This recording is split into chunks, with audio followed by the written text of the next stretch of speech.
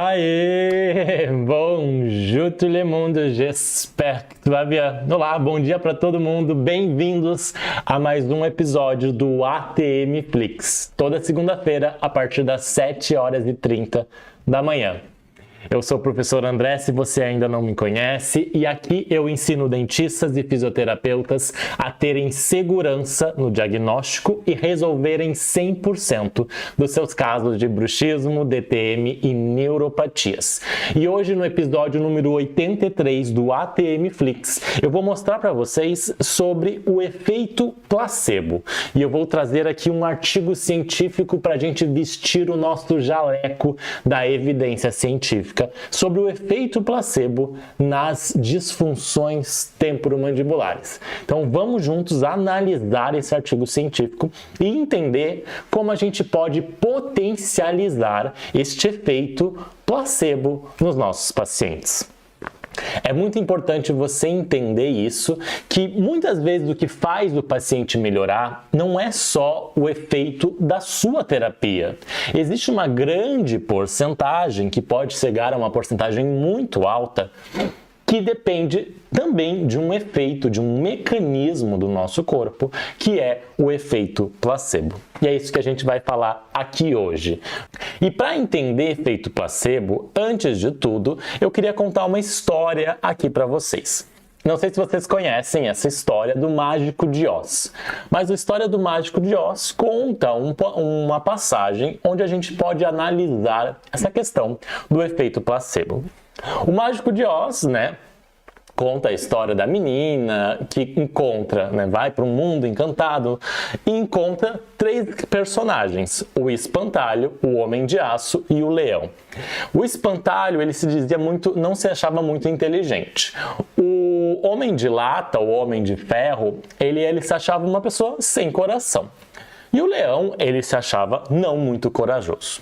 E aí os quatro lá andando pelo parque lá, no meio dessa caminhada, eles encontraram um mágico, que era o Mágico de Oz.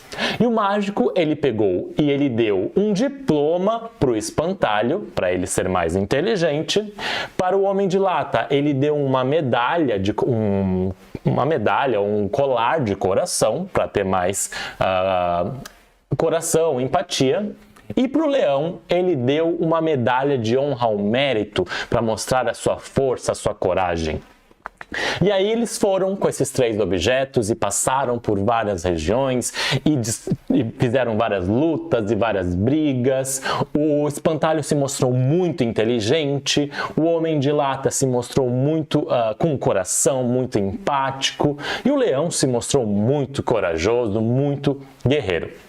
Essa história aqui é só para contar uma coisa. Depois, ao final da história, os três personagens, os quatro personagens, encontram novamente o Mágico de Oz. E ao encontrar o Mágico de Oz fala assim para eles, Eles agradecem por estarem mais inteligentes, com coração, com maior força, Eles agradecem muito, uau, funcionou muito essa medalha, funcionou muito esse diploma, estou muito feliz.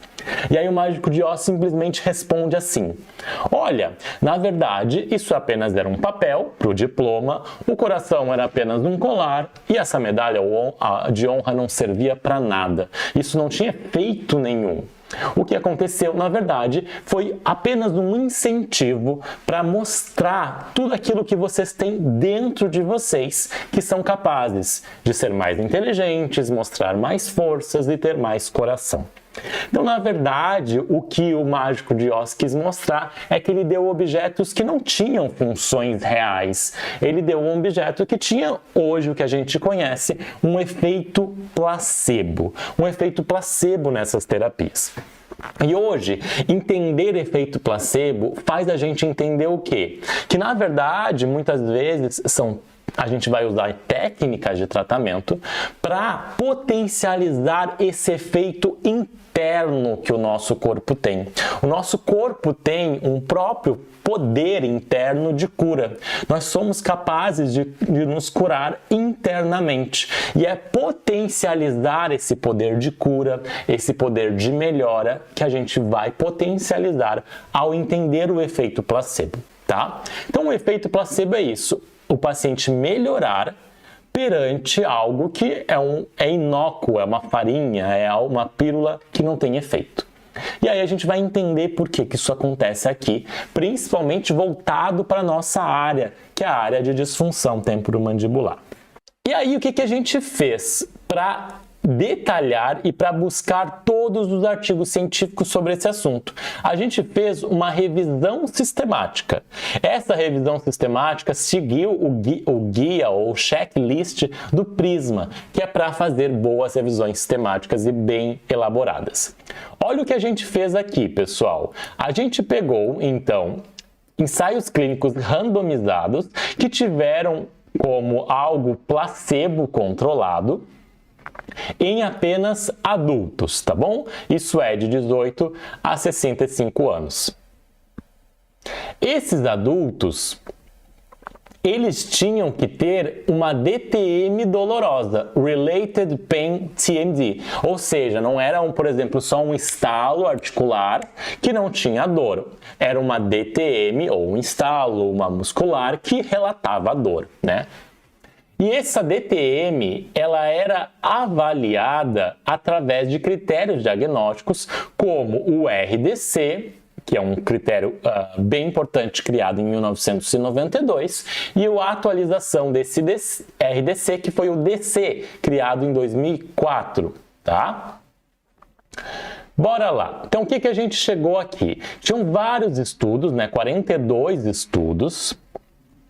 Esses 42 estudos tiveram uma amostra que variou de 13 pacientes a 99 pacientes, com um total de 1.657 pacientes. Olha o poder de se fazer uma revisão sistemática. A gente consegue agrupar no mesmo artigo, numa mesma revisão, vários estudos e agrupar a quantidade de pacientes. Então, é como se eu fizesse um estudo agora e eu captasse 1.657 pacientes. É impossível fazer isso sozinho, mas através de uma revisão sistemática eu consigo fazer, porque eu agrupo o resultado de outros estudos espalhados no mundo inteiro, tá? Vou diminuir para vocês verem. Olha que gigante que foi um dos resultados do nosso trabalho. Isso aqui, depois eu já vou ampliar para vocês verem o que é. Só quero que vocês entendam aqui o contexto geral. Isso aqui é uma porcentagem que vai de 0 a 100. Tá? Aqui, mais ou menos no final, é 100%. Tá? Isso quer dizer 100% o quê? 100% de efeito placebo. Eu vou medir o efeito placebo das diferentes terapias para DTM. Se eu, digamos assim, o paciente melhorou, ele tinha uma dor 10 e ele foi para 0. Só que o que fez isso melhorar foi apenas efeito placebo, apenas uma pílula de farinha, por exemplo. Ou seja, 100% da melhora dele foi por causa do efeito placebo. A gente não teve estudos que tiveram 100%, tá bom? Tivemos menos que isso e eu já vou mostrar. Por exemplo, a gente pode dar um outro exemplo onde o paciente colocou uma placa oclusal. Colocou uma placa oclusal ativo, né? Beleza. E a gente comparou com uma placa oclusal placebo. Existem estudos assim, placas oclusais onde, por exemplo, ela pega apenas na vestibular, não pega na oclusal, a pessoa continua mordendo, tudo igual. Isso poderia ser um placebo de uma placa oclusal. Então, vamos imaginar, para entender, o paciente tinha uma dor 10, de 0 a 10, e depois ele foi para uma dor 2, tá? Então, ele reduziu 8 pontos na escala, ele melhorou 80%. Só que esses 80%, desses 80%, ele é totalmente só pelo efeito da placa, ou aí tem um efeito placebo também? É isso que a gente analisa. Poderíamos dizer que, por exemplo, dessas 8, do 10, ele foi para 2, né? Então, desses 8 níveis de redução de dor, ele pode ter sido que 6 seja pelo efeito próprio da placa oclusal e 2 pelo efeito placebo ou efeito interno, de cura interna do corpo, de liberação de substâncias contra a dor que o efeito placebo pode ter. Isso é um exemplo, né? Então seria o quê? Dos 80%, 2, né? Mais ou menos um pouco mais, 2 ou 20%, um pouquinho mais que 20%, seria o efeito placebo. E é isso que eu vou tentar mostrar para vocês agora nesse gráfico aqui. É bem simples de analisar, tá? Eu vou pegar aqui, por exemplo, cadê o splint? Aqui, ó. Splints. Splints são as placas oclusais. Vamos ver aonde que ela está. Aqui, ó, sigam a linha. Aqui, ó, a linha está aqui. Vou seguir a linha para vocês de uma forma menor. Opa! Para vocês entenderem. Ó, vamos lá no splint. Tem que acompanhar a linha. Aqui, ó, os splints estão aqui. A gente vai pegar a linha e vai baixar, tá? Vem comigo. Vamos baixando. Vamos baixando. Vamos baixando. Mais ou menos entre 30 e 40.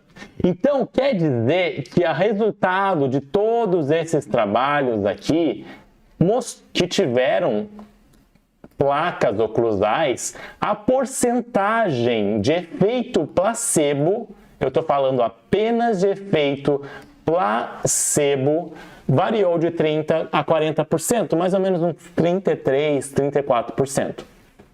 Essas aulas que acontecem segunda-feira no ATM Flix e as aulas do Bonjour Bruxismo da quinta-feira são um combustível semanal, uma atualização que a gente tem toda semana dentro do meu aperfeiçoamento, esse meu curso, essa minha formação online reconhecida pelo MEC. Tem lá, obviamente, toda a formação completa que você pode terminar em 30 dias, mas a gente tem um ano de acompanhamento com uma aula mensal todo mês e esses combustíveis semanais, que é o ATM Flix de segunda e o Bonjour Bruxismo de quinta. Mas você está vendo aqui gratuitamente, porque eles ficam disponíveis por 7 dias gratuitamente, depois eles vão automaticamente lá para a plataforma do aperfeiçoamento DTM Fácil.